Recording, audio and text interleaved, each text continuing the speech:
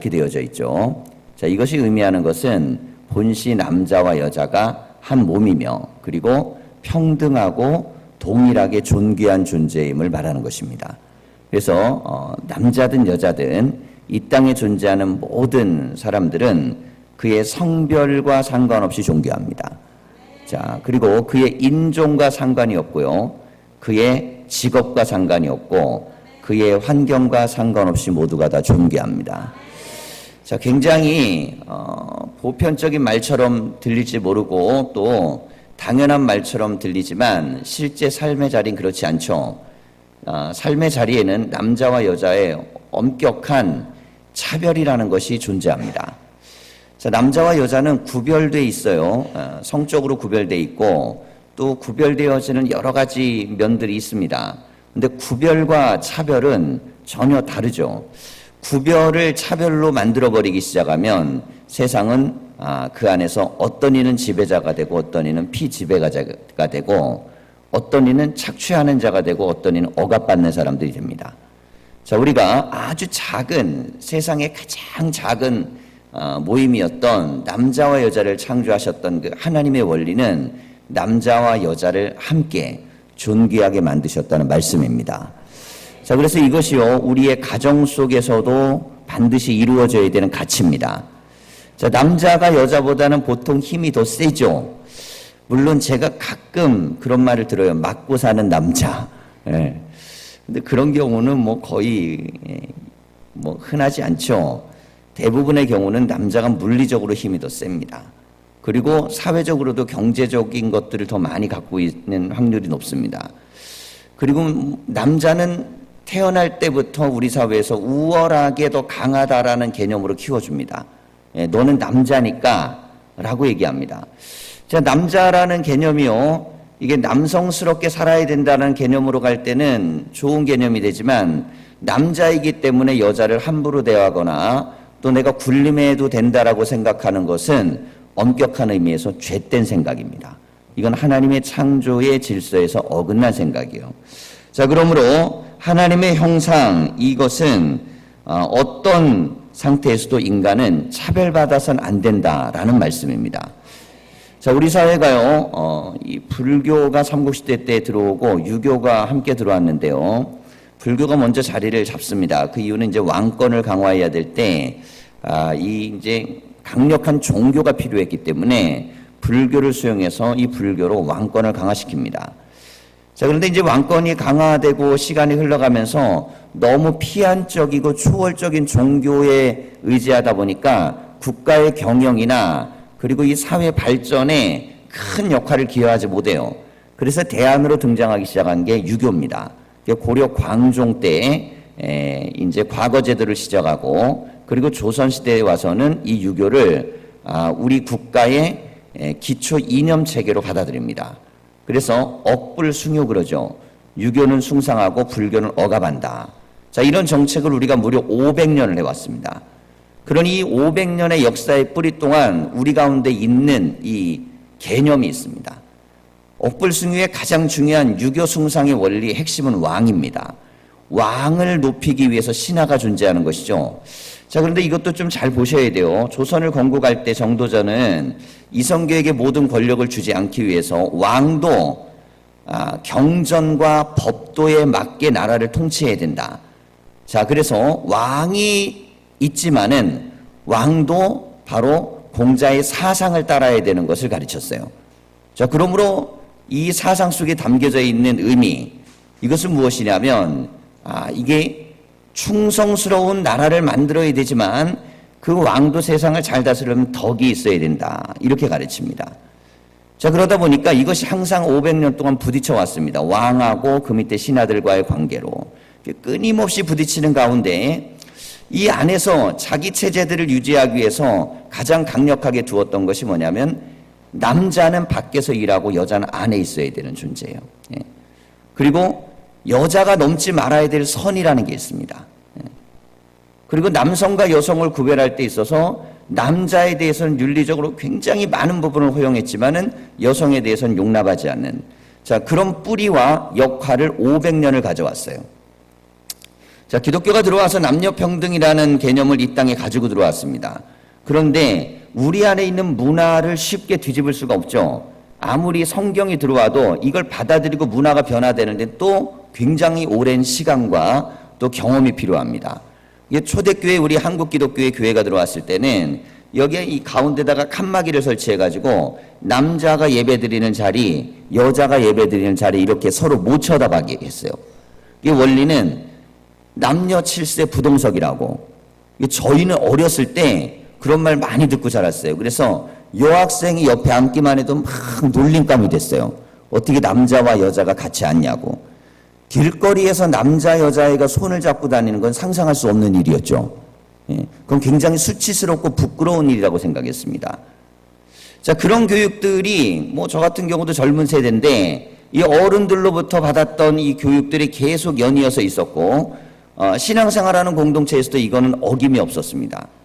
아직까지도 모 교단 같은 경우는 장로님들을 여자를 세우지 않는 건 물론이고 목사조차도 여자가 될 수 없습니다. 교단에 법으로 돼 있는 교단들이 많아요. 어떻게 여자가 목사가 될 수 있어? 뭐 이런 교단들도 있습니다. 자, 그런데 이런 원리들이 근본적으로 어디에 기초하고 있냐면 남자와 여자를 차별하고자 하는 원리, 이것이 그 사회의 문화 속에 젖어져 있던 것이 바로 기독교 안에도 들어왔기 때문입니다. 자, 이것들을 보면서요, 우리가 교회 안에서 있으면서 먼저 좀 하나 해결하고 넘어가야 될 것이 무엇이냐면 부모를 공경해야 된다는 단계까지 가기 전에 남자와 여자를 평등하게 대할 수 있는 사고와 마음들을 가지셔야 됩니다. 예. 그 원리를 갖고 우리가 가져야 기독교인이 되는 거예요. 자, 우리 교회 안에는요, 유교적 관습이 굉장히 많이 500년 이상 살았던 그 관습이 우리 가운데도 굉장히 많이 남아 있습니다. 근데 남자 입장에서는 그게 나쁘질 않아요. 저도 남자니까 솔직히 나쁘지 않습니다. 예. 남자 입장에서는 이 뭐 가부장적이고 유교적이고 권위적인 것이 좋죠. 그런데 그게 하나님 입장에서 좋지 않습니다. 하나님은 아들이든 딸이든 다 복되게 여기시는 거예요. 제가 어제 꽃을 사러 갔는데요. 꽃집에 갔더니 따님이 2분 계시더라고요. 근데 딸만 셋이라는 거예요. 제가 그랬어요. 아우, 성공하셨다고. 아들놈들은 다 쓸데가 없다고. 예. 전 아들이 2이잖아요. 예. 그럼 이런 사람들이 그래요. 아들 가졌으니까 저런 말을 하지. 저는 딸만 계속 낳았어도 이런 생각 안 합니다. 제가 왜 이런 말씀을 드리냐면 교회부터 남녀에 대한 차별의 구조를 깨지 아니하면 세상은 바뀌지 않습니다. 뭐 아들을 낳았든 딸을 낳든 요즘은 뭐 유산 분배하는 것도 다 법적으로 똑같이 해야 되잖아요. 그럼 뭘 그렇게 기대하세요? 옛날에는 제사 받는 것 때문에 아들을 낳으려고 그랬어요. 유교적 개념에서 가장 중요한 건 혈통의 유지가 아들을 통해 간다고 믿었습니다. 자, 그런데 유대인들은요, 혈통 개념이 좀 바뀌었습니다. 전통적으로 나라가 망하기 전에는 아들이 조상을 잇는다고 생각을 했어요. 자, 그런데 나라를 빼앗기고 AD 70년 이후에 2000년의 역사 동안은 유대인의 혈통은 어머니가 결정합니다. 어머니가 유대인이냐에 따라서 유대인으로 인정합니다. 그 이유가 왜 그러냐면 어머니가 가정에서 교육을 담당하잖아요.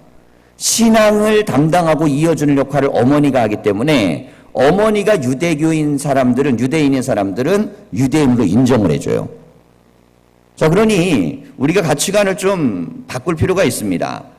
아니, 피야 똑같이 남자 여자 똑같이 내려가는 것이지 남자 쪽으로만 내려가는 게 혈통 아니잖아요. 뭐 여자 쪽으로 뭐 피 아니고 물만 내려가는 거 아니지 않습니까? 다 이것이 내려가는 거예요.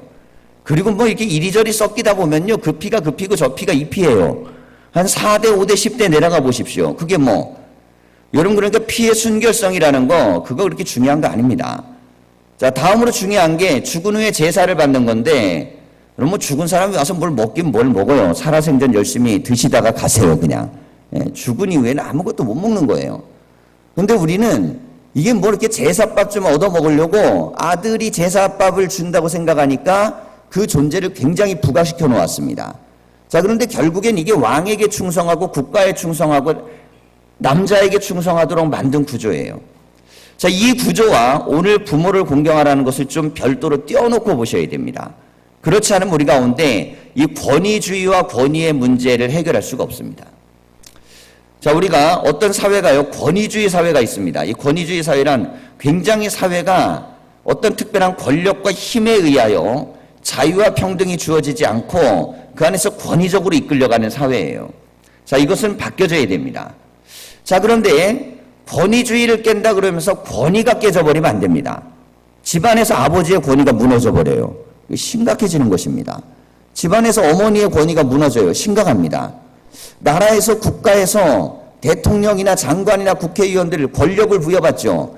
이 사람들이 권위주의로 나라를 통치하면 마땅히 그 심판을 받아야 됩니다. 그러나 그 경계를 잘 알아야 돼요. 권위 자체가 무너져버리면 안 됩니다. 그래서 우리는 이번에 새로운 대통령을 뽑는 겁니다. 대통령이 잘못돼갖고 끌어내렸지만 그 권위 자체가 무너지면 안 되기 때문에 온 국민이 새로운 사람을 통해서 그 권위를 부여하는 것입니다. 자, 그러니까 권위가 깨진 사회, 이게 무너지면 사회는 혼란에 빠집니다.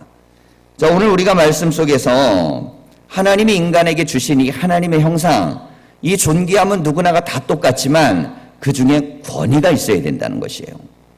자, 두 번째 우리가 인간을 보아야 될 것은요, 하나님의 형상을 잃어버린 죄인입니다. 자, 로마서 말씀을 좀 보면요, 3장 23절에 이렇게 기록되어 있습니다. 모든 사람이 죄를 범하였음에 하나님의 영광에 이르지 못하더니. 자, 우리는 하나님처럼 존귀하지만 하나님의 존귀함을 우리 스스로 내어버리고 죄인이 되고 말았습니다. 아담 이후의 모든 인간은 타락한 존재입니다. 자, 우리는 양면성이 있어요. 존귀하지만 죄인인 상태죠. 자, 그럼 이것은 존귀함이 온전히 회복되고 죄성이 사라지도록 만드는 것이 인간이 하나님 앞에 나아가는 길이고, 이 길은 오직 예수 그리스도만이 우리에게 주실 수 있습니다. 자, 우리가 예수님 안에 나와야 하는 이유는 존귀한 존재인 하나님의 자녀의 자격을 회복하기 위함이에요. 자, 그래서 요한복음 1장 12절 13절을 보면요, 영접하는 자 곧 그 이름을 믿는 자들에게는 하나님의 자녀가 되는 권세를 주셨으니 이는 혈통으로나 육정으로나 사람의 뜻으로 나지 아니하고 오직 하나님께로부터 난 자들이니라. 자, 예수 그리스도를 믿는 믿음으로 말미암아 우리는 우리의 죄인된 모습을 벗어내고 하나님의 자녀의 모습을 회복할 수 있습니다. 자, 믿음이 중요한 이유는 하나님이 원래 우리를 만드셨던 그 형상대로 우리를 바꿀 수 있기 때문에 그렇습니다. 자, 오늘 에베소 6장 말씀을요, 함께 보면 부모와 자녀 간의 쌍방향에 대한 이야기를 하고 있습니다. 우선 자녀들에게 주는 말씀이 많죠. 자녀들이 부모에게 순종해라 그랬습니다. 그리고 공경해라 그랬어요. 자, 그런데 이게 마땅히 그 쉬운가 생각을 좀 해보셔야 됩니다. 자, 우리가 부모와 자녀와의 관계 속에서요, 어느 때 이제 부딪힐 때가 오죠. 근데 어느 때 부딪힐 때가 옵니까? 자녀가 내가 더 좋은 걸 하고 싶을 때. 내가 너무 좋은 걸 하고 싶어요. 근데 부모가 생각이 다릅니다. 근데 대부분의 경우는 부모가 옳습니다. 내가 좋은 걸 하고 싶은데 부모가 반대하는 경우는 99.9% 부모가 옳습니다. 그럼에도 불구하고 부모는 자식을 못 이깁니다. 왜냐하면 자식이 좋아한다는 것을 내가 인생을 살아보니까 이건 아니에요. 그럼에도 불구하고 자식이 좋아한다고 생각하니까 거절할 수 없는 겁니다. 판단력과 지혜는 조금 더 살아본 사람이 더 많이 가질 가능성이 높습니다. 그런데 자녀들을 이렇게 생각하기가 쉽습니다.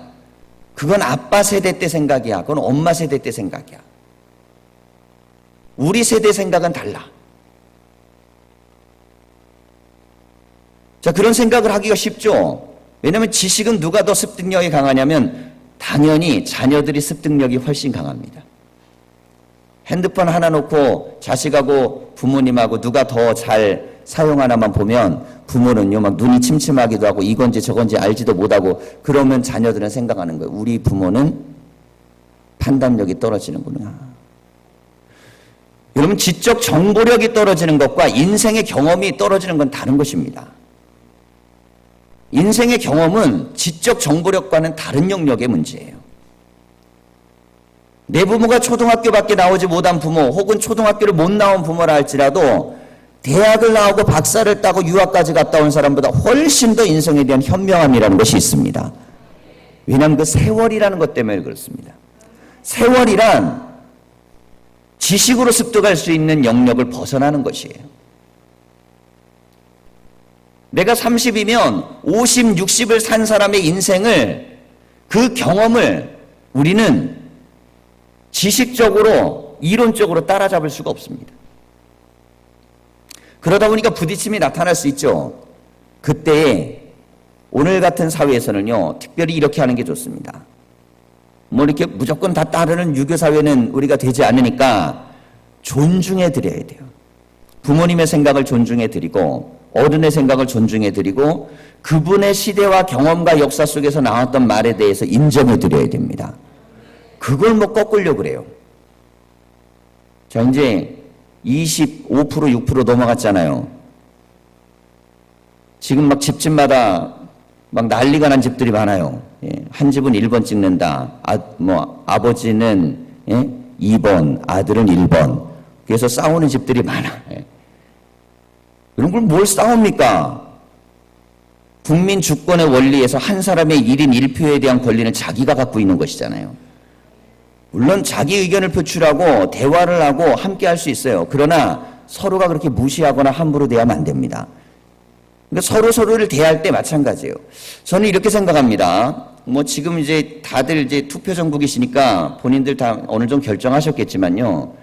그 골고루 다 나와야지 사회가 균형이 훨씬 좋아져요. 예. 한쪽으로 엄청나게 많이 치우치면 좋아질 것 같죠.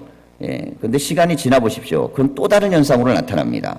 오히려 견제와 균형이요, 그냥 비슷하게 가면서 그러면서도 이 국민에 대한 두려움과 이런 것들을 가지고 가는 것이 나쁘지 않습니다. 자, 그러므로 그렇게 되려면 상대방이 어떤 사람이나 어떤 의견을 갖고 있든지 간에 존중하는 게 중요한데 특별히 가정에선 더더욱 그렇습니다. 자, 부모와 자식 간에, 세대 간에 서로 생각도 다르고 가치관도 다르고 다 마음도 다릅니다. 그런데 우리는 무엇을 읽어낼 수 있어야 되냐면 부모의 생각에 나를 사랑하는 마음을 읽어내셔야 돼요. 자, 그러면서 할 수 있는 순종이라면 다 할 수 있어야 됩니다. 할 수 있는 순종이라면. 근데 이건 너무너무 내가 수용하기 어렵고 받아들이기 어렵고 생각하기 어렵다. 그러면 정말 생각을 다해서 부모와 대화하고 설득하고 얘기하는 과정을 거쳐야 됩니다. 좀 죄송한 표현인데 노엽게 듣지 마시고 우리 성도님들 이해하고 들으십시오. 저는 좀 불쾌한 게 있는데요. 교회 안에서 자녀들이 부모들에게 반말하는 거 싫어합니다. 이 말 좀 노엽게 안 들으셨으면 좋겠습니다. 왜 제가 이 말씀을 드리냐면 저희 자녀들이 만약에 교회에서 저한테 반말을 하잖아요.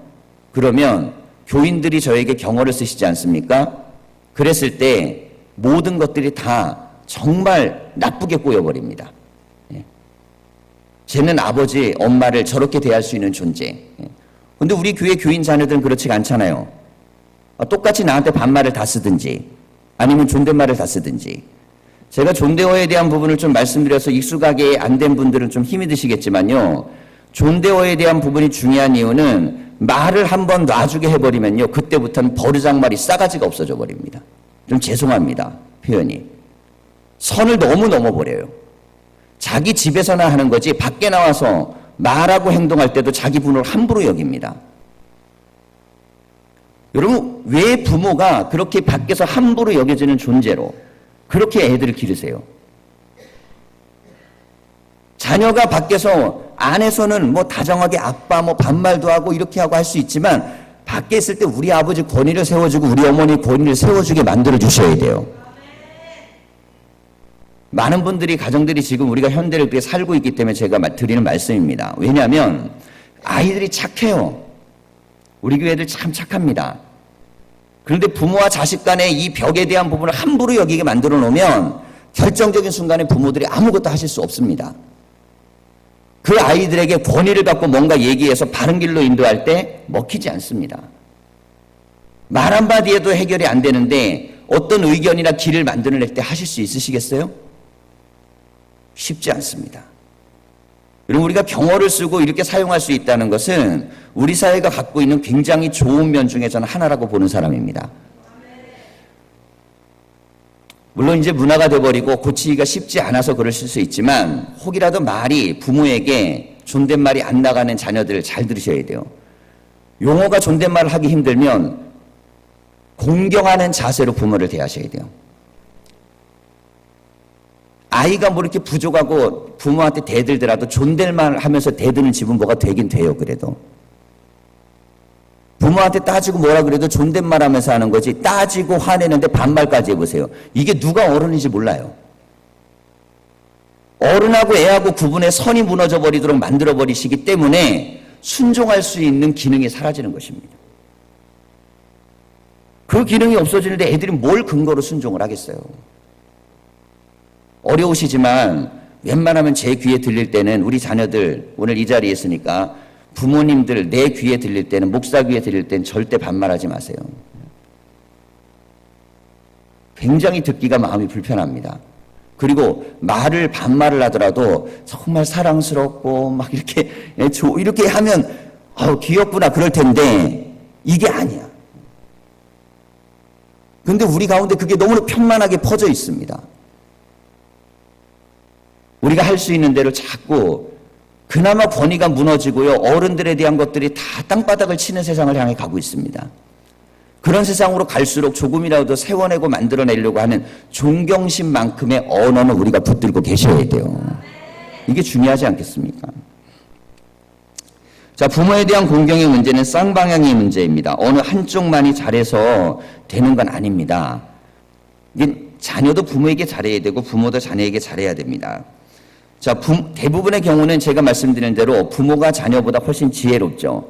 그런데 부모가 자녀보다 지혜로운데 단지 오늘 말씀에서 우리가 부모는 자녀를 노엽게 하지 말라 그랬어요. 자, 노여움으로 키우지 않기 위해서 그 자녀와 깊은 대화를 할 수 있는 관계를 만들어 놓으셔야 됩니다. 자, 그래서 자녀를 돈으로 키우려고 그러시면 안 됩니다. 자, 이런 말은 잘못된 말이에요. 내가 니들 키우려고 얼마나 많이 고생했는지 몰라. 얼마나 많이 고생을 했는가가 자식을 키워내는 게 아니에요. 여러분, 현금 인출기 아시죠? 은행 가면 있습니다. 자, 카드 집어넣고 이렇게 집어넣으면요, 돈 나오죠. 그 우리 인격으로 대하지 않습니다. 부모가 현금 인출기가 되면 안 됩니다.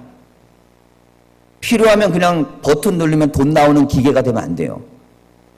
부모가 자녀에게는 가장 가까운 멘토가 돼야 됩니다. 뭔가 궁금한 걸 상의할 수 있고, 물을 수 있고, 대화할 수 있고, 어려움이 있을 때 지혜를 구할 수 있고.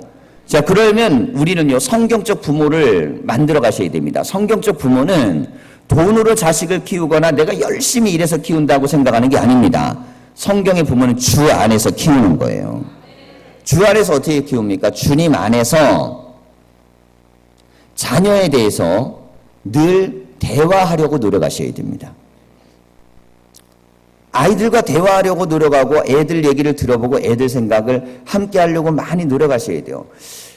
이제 젊었을 때 대화를 많이 못하면요, 나이가 50, 60 되면 이제 대화하려고 그러면 애들이 대화를 안 해줘요. 왜냐면 이게 안 맞아갖고, 그것도 훈련이 안 되니까. 어색한 거예요.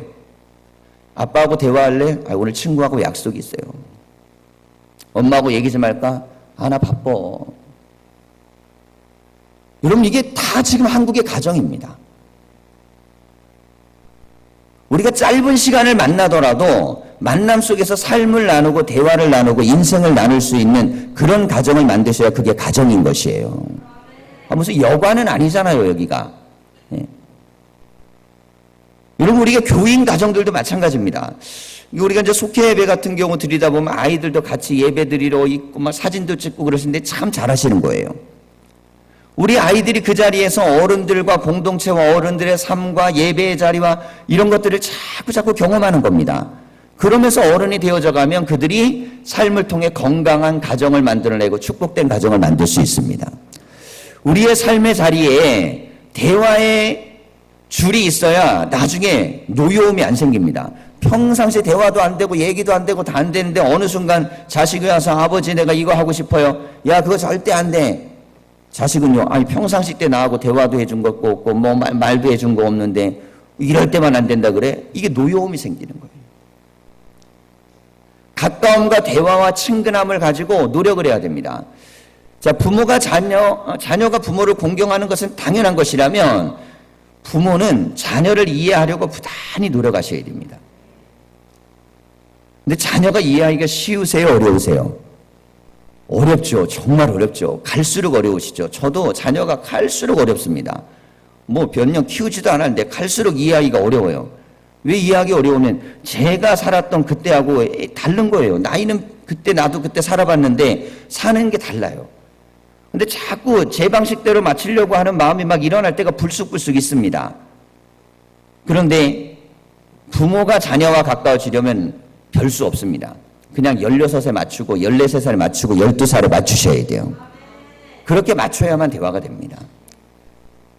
그렇게 맞춰서 대화를 하면서 이야기를 해야 그나마 노여움이 생기지 않고, 그러니까 가정에는요 권위도 있어야 되지만 사랑도 있어야 되고 그리고 공경도 있어야 되지만 대화도 있어야 됩니다.